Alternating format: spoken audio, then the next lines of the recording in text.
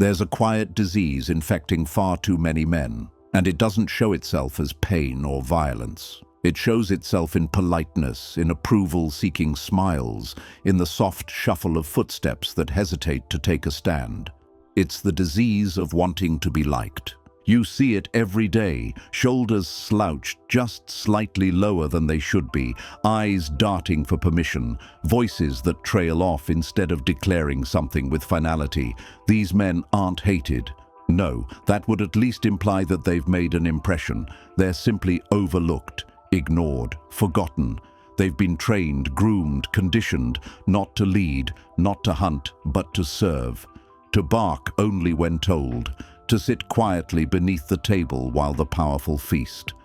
It starts young. From the very beginning, there's praise for good behavior, rewarded for obedience, for being nice, for staying quiet. The leash is disguised as manners, the cage cleverly painted to look like safety, and most never notice. They grow into it, because that's what society applauds: loyalty, niceness, gentleness. But what if those things, when given freely and without condition, aren't virtues at all? What if they're weapons used against you? What if the applause is simply a trick, a round of claps as you step deeper into your own grave? The truth is harsh, but it's time someone said it. Loyalty, when given blindly, is slavery. Niceness, when used as a shield, is weakness. And obedience, when worn as a badge of honor, is the leash you tie around your own throat. The dog and the chain. The image of the loyal dog, it's sold as noble. Always waiting, always faithful, always forgiving. But what's the reality? The dog is a creature bred for dependence. It survives on the approval of others. It's trained not to think, but to wait for instruction. It doesn't bite unless told. It doesn't run unless commanded. And when it does something wrong, it lowers its ears, shows its belly, begs for forgiveness. This is the man who says yes to everything. The one who waits to be noticed, the one who apologizes before he even knows what he did wrong. He thinks loyalty makes him strong, but it only makes him predictable. And predictable men are the easiest to control. Look around. The world isn't ruled by the loyal. It's ruled by those who understand power. And power doesn't bark. It doesn't wag its tail. It doesn't ask to be liked. Power waits, observes, strikes when the moment is right, and never explains itself afterward. Niceness, the silent assassin. There's a myth that being nice will win favor, that it will protect you, that if you're gentle and agreeable and always ready to compromise, others will respect you for it. But here's the reality. Niceness doesn't earn respect. It earns expectation. The more you give, the more is taken. And the moment you stop giving, you become disposable, because you were never valued.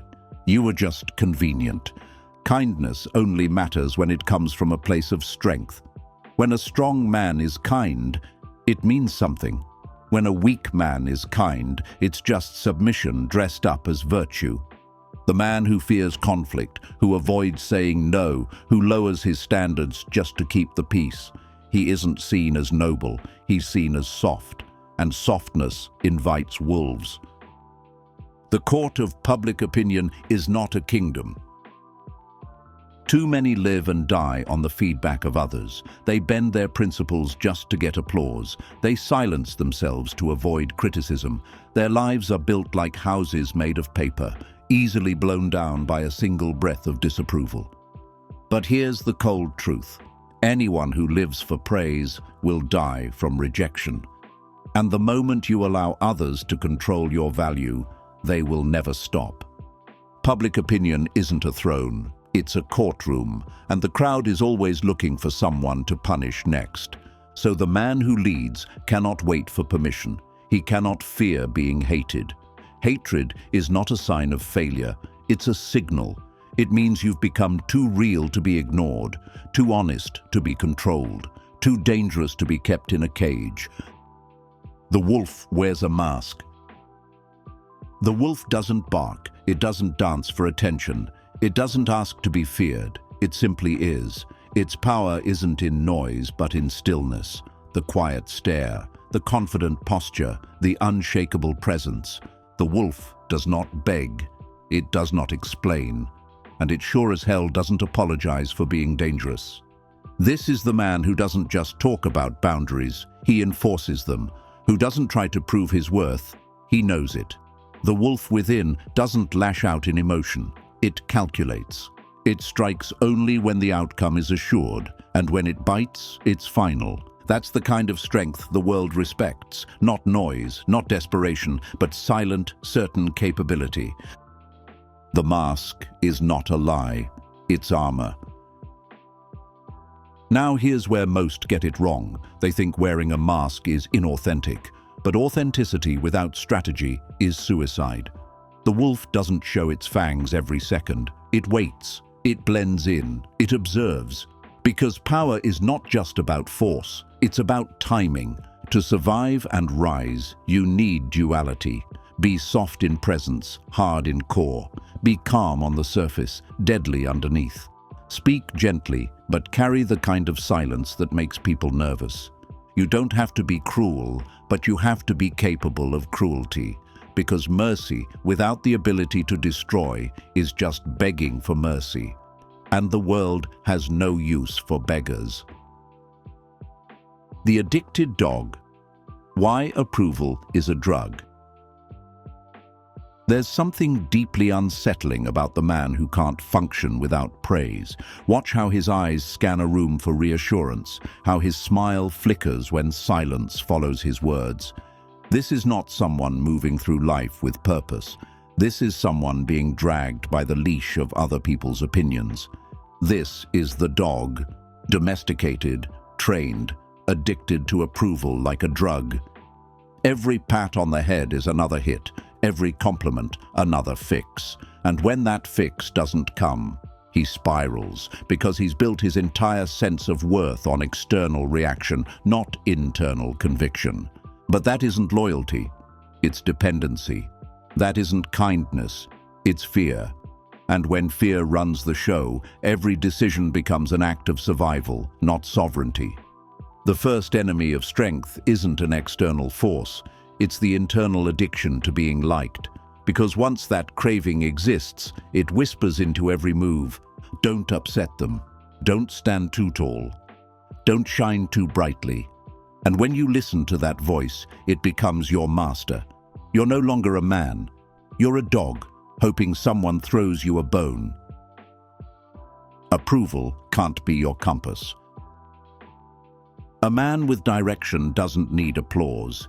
He moves because he knows where he's going, not because someone is clapping behind him. Strength isn't about being cruel, it's about being unshakable.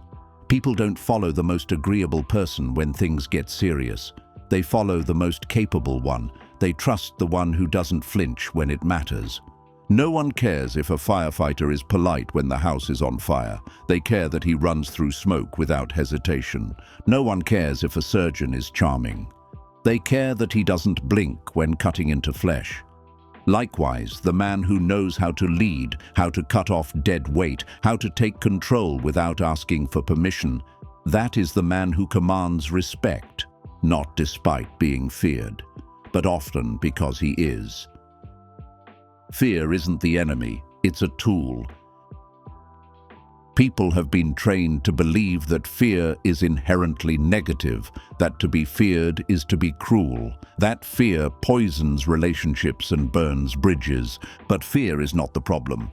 Fear is clarity. Fear sets boundaries that niceness never can. It tells the world, there are lines that will not be crossed. The wolf doesn't howl for show, but when he does, everything stops.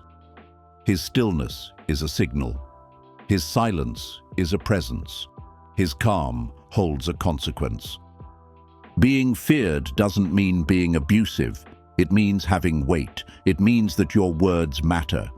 That your no doesn't invite negotiation. That you don't have to explain your boundaries every time you set them. Not every man needs to be feared, but every man should be capable of it. Because when kindness is the only tool in your belt, You will be destroyed by people who only pretend to be kind back. Obedience is not a virtue, it's a cage. From childhood, boys are told to follow the rules, not question authority and play nice. And for a while, that works, until it doesn't. Look at who actually rises. It's never the man who says yes to everything. It's the one who learns which rules matter and which ones are made to keep him small. The world rewards obedience right up until the moment your obedience is no longer convenient. Then it punishes you for it. Obedience trains you to be replaceable, to follow the path, not blaze it, to wait for permission, not seize opportunity. But men still cling to obedience because it feels safe, predictable, familiar. But comfort without command is not safety, it's stagnation. The man who only knows how to follow orders eventually forgets how to give them. He becomes afraid of his own voice, afraid to take up space, afraid to lead. That's not growth, that's slow death. The price of harmlessness. There's a myth floating around that being harmless is the highest moral achievement. That if someone poses no threat, they must be good. But harmlessness isn't morality, it's lack of ability. And in a world that rewards power, being incapable of harm doesn't make you noble, it makes you irrelevant. Because when chaos hits, people don't run to the gentle soul who avoids conflict, they run to the one who can handle it. That's why being dangerous matters. A man who is strong but controlled, that is the man others trust in crisis. Not because he's scary, but because he can be scary if the situation calls for it. Being nice isn't impressive if you're incapable of anything else, but when a man has teeth and chooses not to bite, that's restraint, that's power. And if the people around you only love you when you're weak, maybe they're not afraid you'll hurt them, maybe they're afraid you'll grow past them. The wolf does not beg.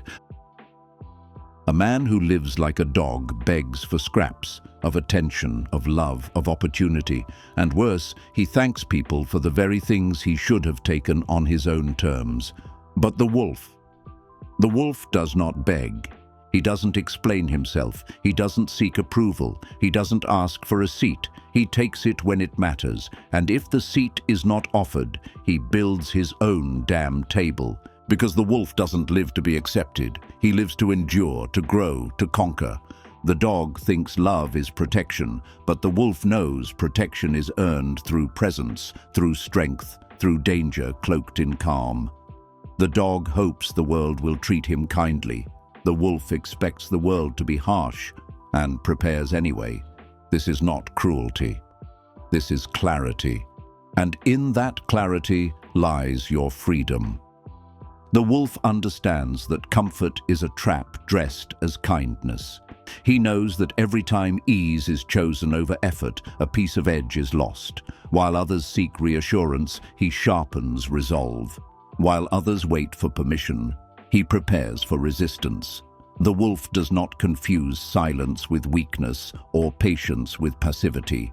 He reads the room, measures the threat, and stores every slight as information, not emotion. Where the dog reacts, the wolf responds. Where the dog hopes, the wolf plans. He accepts that strength attracts opposition and that opposition is proof of movement. He does not expect fairness, gratitude, or understanding because none of those things have ever built anything that lasts. The wolf moves knowing that progress always creates friction and that growth always demands sacrifice. He chooses discipline over comfort, solitude over approval, and consequence over convenience. He does not need to announce his intentions because his actions speak long after words fade. And when the moment comes, when the choice must be made, the wolf does not hesitate, does not apologize, and does not look back. Kill the dog.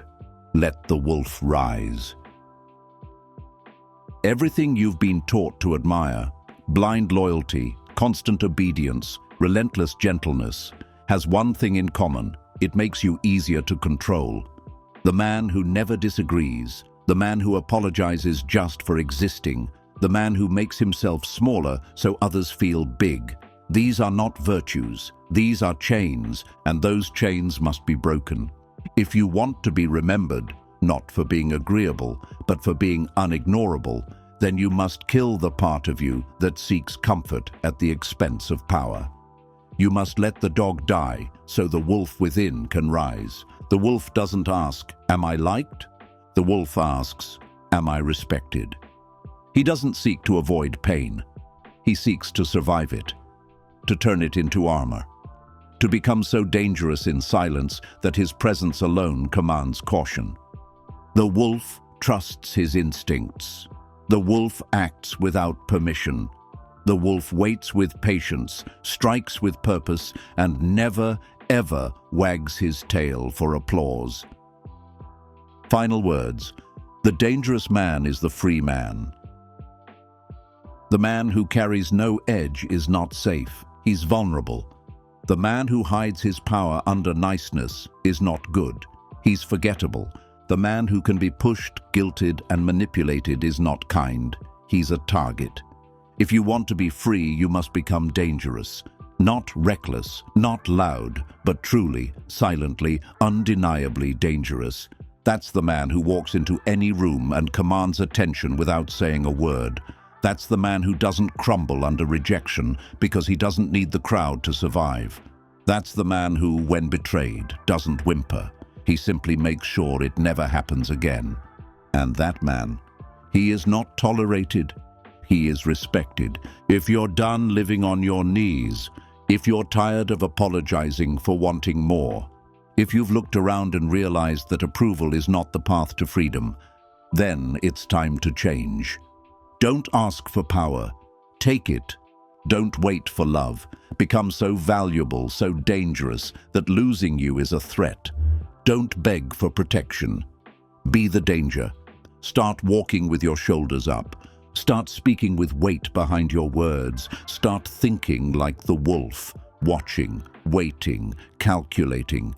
And most of all, stop being afraid to be feared, because the world doesn't remember the obedient. It remembers the dangerous. It remembers the wolves. More coming soon. But for now, kill the dog. Awaken the wolf. Liked this message? Share it, live it, become it.